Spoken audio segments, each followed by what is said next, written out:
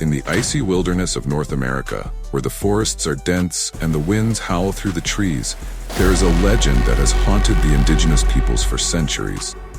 This is the story of the Wendigo, creature born of hunger and desperation, a spirit that feeds on fear and flesh. This isn't just a tale of terror, it's a warning. The Wendigo is deeply rooted in the folklore of the Algonquian-speaking tribes, including the Cree, Ojibwe, and Innu. These tribes inhabited the vast forests of the Great Lakes region and Canada, where winters were long and brutal.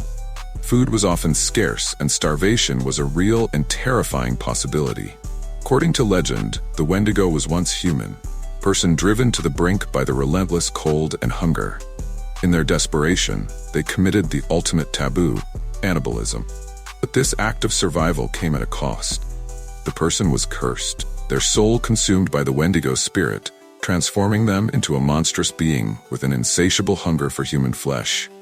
The Wendigo is often described as a gaunt, emaciated figure, with pale, sallow skin stretched tight over its bones. Its eyes are sunken, glowing with a malevolent fire, and its mouth is filled with sharp, yellowed teeth.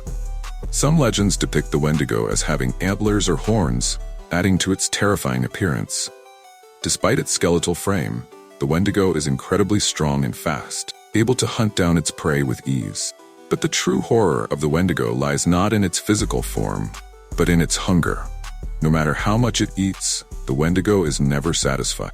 It is a creature driven by a relentless need to consume, always searching for its next meal. And as it feeds, it grows larger, its hunger growing with it. An endless cycle of consumption and starvation. The Wendigo is not just a creature of the forest, it's a symbol of the dangers of greed and excess. The Algonquian tribes believed that anyone who became too greedy, who put their own needs above those of the community, could fall victim to the Wendigo's curse. This curse would turn them into a Wendigo, forever cursed to wander the wilderness, consumed by their insatiable desires. The Wendigo's curse is not just a punishment, it's a warning against the dangers of isolation, giving in to despair and desperation. For the Wendigo is not just a creature of the forest, but a reflection of the darkest parts of the human soul. The legend of the Wendigo is not just a tale told around campfires. It's a story that has been reported in real life. During the late 19th and early 20th centuries, there were numerous reports of Wendigo sightings in Canada and the northern United States. Some of these stories involve people who had gone missing in the woods, only to return as Wendigos, driven mad by hunger and isolation. One of the most famous cases is that of Swift Runner, a Cree man who in the winter of 1878 killed and ate his entire family. When he was captured, he claimed to have